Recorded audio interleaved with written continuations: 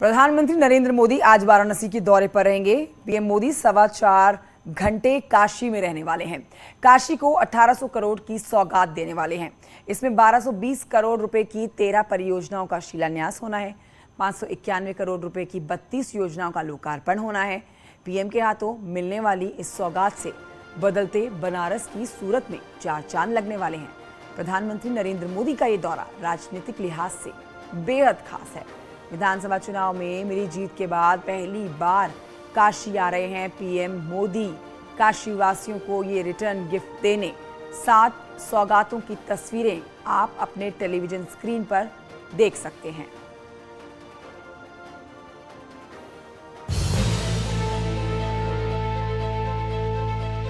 विधानसभा चुनाव के बाद पहली बार अपने संसदीय क्षेत्र काशी पहुंच रहे पीएम मोदी वाराणसी को बड़ी सौगात देने जा रहे हैं, जिसमें टूरिज्म और स्पोर्ट्स सेक्टर को बढ़ावा मिलेगा और रोजगार की अपार संभावनाएं भी बढ़ेंगी।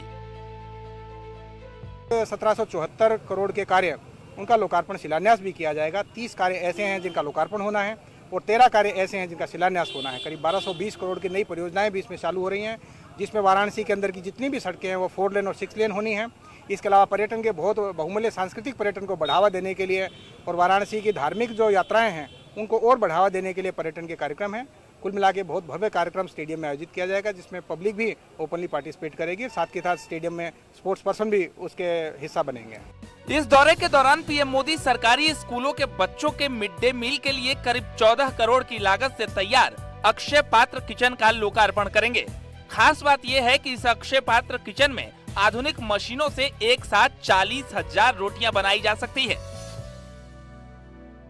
प्रधानमंत्री नरेंद्र मोदी काशी दौरे पर इस एलटी कॉलेज परिसर में भी पहुंचेंगे, जहां पर अक्षय पात्र फाउंडेशन की ओर से इस कॉलेज परिसर में ये केंद्रीकृत मिड डे मील भोजन रसोई बनाई गई है। इसमें करीब 1 घंटे में 40,000 रोटियां बनेंगी तो 45 मिनट में करीब 130 किलोग्राम चावल पक जाएगा। सबसे पहले प्रधानमंत्री जब अपने काशी दौरे में पहुंचेंगे तो यहीं पर अपने कार्यक्रम की शुरुआत करेंगे। अक्षय पात्र रसोई के उद्घाटन के बाद पीएम मोदी काशी को स्मार्ट स्टेडियम की सौगात भी देंगे। सिगरा के संपूर्णानंद स्पोर्ट्स स्टेडियम को हाईटेक बनाने की योजना वाराणसी स्मार्ट सिटी ने तैयार की है। इस multi level indoor sports stadium में खेल प्रेमी भविष्य में अंतर्राष्ट्रीय स्तर के मैच भी देख सकेंगे। मल्टी लेवल स्पोर्ट्स स्टेडियम में 20 से अधिक इंडोर गेम के लिए कोर्ट बनाया जाएगा।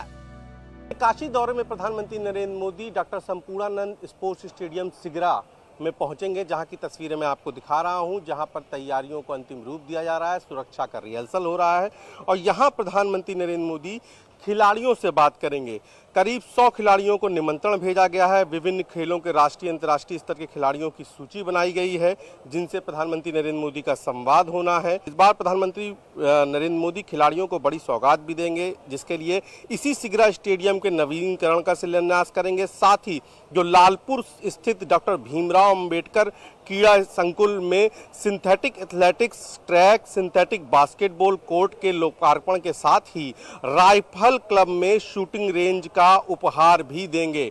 तो और इसके साथ ही करोड़ों की सौगात अन्य भी होगी, यानी कि न केवल संवाद होगा खिलाड़ियों के साथ, बल्कि संवाद के साथ साथ खिलाड़ियों को प्रधानमंत्री नरेंद्र मोदी यहां पर सौगात भी देंगे। खिलाड़ियों से संवाद के बाद पीएम मोदी 3 दिनों तक चलने वाले शिक्षा के सबसे बड़े सम्मेलन की शुरुआत करेंगे। रुद्राक्ष कन्वेंशन सेंटर में होने जा रही इस मंथन से देश की नई शिक्षा नीति को नई राह मिल सकती है।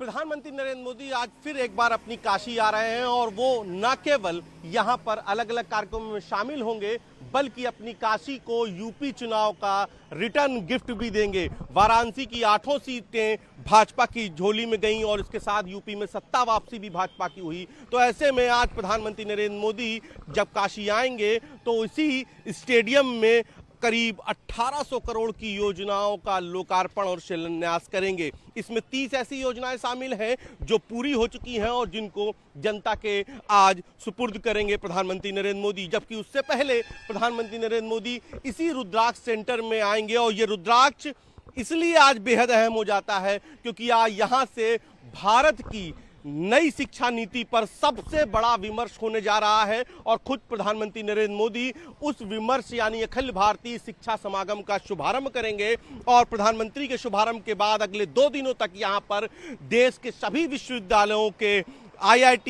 IIM और जितने भी बड़े शैक्षणिक संस्थान हैं उनके प्रमुख से यहाँ पर चर्चा में भाग लेंगे और यहाँ से चर्चा का जो लबोलवाब निकलेगा उससे रूपरेखा तय होगी और फिर वो रूपरेखा तय होकर वाराणसी घोषणा पत्र के नाम से पूरे देश में लागू की जाएगी। यानी कि अब शिव की काशी का ये रुद्राक्ष शिक्षा के जो नई नीति है उसमें मील का पत्थर बनने जा रहा है और यहां से कार्यक्रम के बाद स्टेडियम में प्रधानमंत्री नरेंद्र मोदी सौगात देंगे और सौगात के साथ साथ संवाद करेंगे न केवल काशीवासियों से बल्कि 100 के करीब उन खिलाड़ियों से जिन्होंने देश का गौरव बढ़ाया है, अलग अलग खेलों में देश का गौरव बढ़ाया है। तो आज दोपहर 2 बजे प्रधानमंत्री नरेंद्र मोदी पहुंचने वाले हैं अपने संसदीय क्षेत्र वाराणसी। हर अपडेट आप तक पहुंचाई जाएगी, लेकिन इस समय एक बड़ी खबर आ रही है मेरठ से। पुलिस ने कुख्यात माफिया यशपाल तोमर पर बड़ी कार्रवाई की है। पुलिस ने यशपाल तोमर पर गैंगस्टर एक्ट के तहत कार्रवाई करते हुए करोड़ों रुपए की संपत्ति कुर्क की है।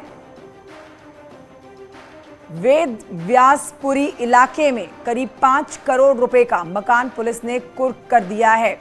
तो वेद व्यासपुरी इलाके में 5 करोड़ रुपए की लागत का यह मकान पुलिस ने कुर्क कर दिया है। आप देख रहे हैं तस्वीरें कार्रवाई के दौरान की आपके सामने है। जब मेरठ पहुंचती है ये पुलिस इस कुख्यात अपराधी के घर के बाहर और इस माफिया यशपाल तोमर पर ये बड़ी कार्रवाई कर दी गई है उत्तर प्रदेश पुलिस के द्वारा। यशपाल तोमर पर गैंगस्टर एक्ट के तहत कार्रवाई की गई है। करोड़ों रुपए की संपत्ति कुर्क कर डाली गई है। निखिल मेरे सहयोगी और जानकारी के साथ इस खबर पर मौजूद है। निखिल, कैसे पुलिस ने इस पूरी कार्रवाई को अंजाम दिया, विस्तार से बताइए। देखिए, यशपाल तोमर कुख्यात भूमाफिया है जिसने उत्तराखंड, नोएडा और मेरठ में भूमि कब्जा कर करोड़ों की संपत्ति, अरबों की संपत्ति खड़ी कर दी है। और जब इस मामले का खुलासा हुआ तो सबसे पहले उत्तराखंड पुलिस ने 143 करोड़ की संपत्ति को कुर्क किया है और यशपाल तोमर को STF ने पकड़कर जेल में डाल दिया। उसके बाद मेरठ पुलिस हरकत में आई और मेरठ पुलिस ने यहां पर कुर्की की कार्रवाई को अंजाम दिया है। ग्रेटर नोएडा में करोड़ों की संपत्ति को कुर्क किया गया था और उसके बाद अब एक संपत्ति मेरठ में मिली है। ये मेरठ के दिल्ली देहरादून हाईवे पर है, जहां पर मैं आपको बता दूं कि करोड़ों का मकान है।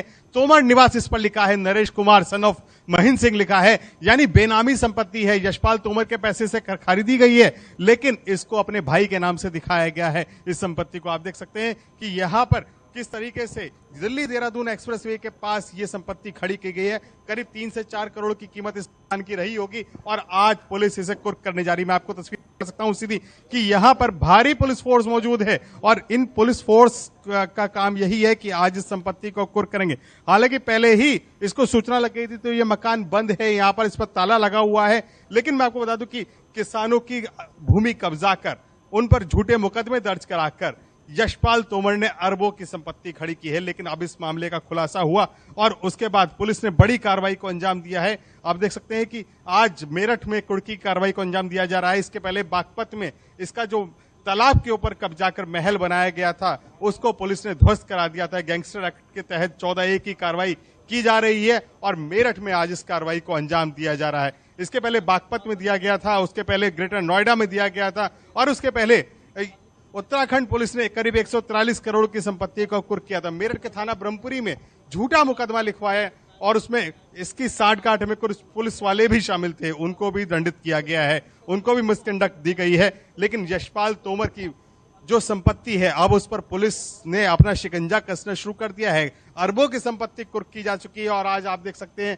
कि मेरठ के इस दिल्ली देहरादून नेशनल हाईवे के पास बने इस करोड़े के मकान को पुलिस कुर्क कर रही है। 14A के तहत ये कार्रवाई की जा रही है और यशपाल तोमर जो जेल में है, बिल्कुल, तो ये पुलिस की कार्रवाई जो है ये सराहनीय मानी जाएगी। और देखिए, अभी जस्ट 2 दिन पहले ही मुख्यमंत्री ने जिस तरह से दूसरे कार्यकाल के 100 दिन पूरे किए, रिपोर्ट कार्ड जो जनता के सामने रखा गया, उसमें मेन बात जो थी वो माफिया, गुंडागर्दी करने वाले कुख्यात अपराधियों के खिलाफ जो सख्त कार्रवाई की है, जो बुलडोजर का एक्शन देखा गया है, उससे समझा जा सकता है या तो बदमाश कुख्यात माफिया जो हैं, अपराधी जो हैं, जैसे यशपाल तोमर है जिसकी संपत्ति को कुर्क किया जा रहा है, ये प्रदेश छोड़कर दुमदमा के भाग रहे हैं या फिर इनकी संपत्तियों को कुर्क कर दिया जा रहा है। और इसी में ये बड़ी कार्रवाई यशपाल तोमर के लिए की जा रही है।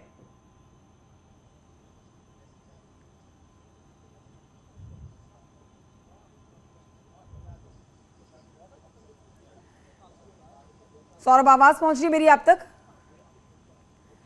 माफ कीजिए निखिल, आप तक मेरी आवाज पहुंच रही है? देखिए, मैं आपको बता दूं कि बिल्कुल, मैं आपको बता दूं कि यशपाल तोमर कुख्यात माफिया है झूठे मुकदमे दर्ज कराना, और इसका नेटवर्क पंजाब, उत्तर प्रदेश, उत्तराखंड और राजस्थान समेत तमाम राज्यों में फैला हुआ है। ये अलग अलग राज्यों में झूठे मुकदमे दर्ज कराता है। ग्रेटर नोएडा के किसानों की माने तो वहां पर जिन किसानों ने भूमि अपनी प्राधिकरण को दे दी, उन पर झूठे मुकदमे दर्ज कराए। किसी पर राजस्थान में दर्ज कराया, किसी को पंजाब में दर्ज कराया, और ऐसे ही मामले कई सामने आए। जब इस पूरे मामले की जांच हुई तो रैकेट का भंडाफोड़ हुआ और उस रैकेट का मुख्य आरोपी यशपाल तोमर को पाया गया, और यशपाल तोमर के खिलाफ अब कुर्की की कार्रवाई हो रही है। योगी सरकार 2.0 में इस तरह के बड़े माफियाओं को चिन्हित करके कार्रवाई की जा रही है, जिसमें सबसे बड़ी कार्रवाई मेरठ में अंजाम दी गई है। आप देख सकते हैं कि ग्रेटर नोएडा में अरबों की संपत्ति को कुर्क किया गया है, जिसके बाद आज मेरठ के इस मकान को कुर्क किया दिया जा रहा है। यशपाल तोमर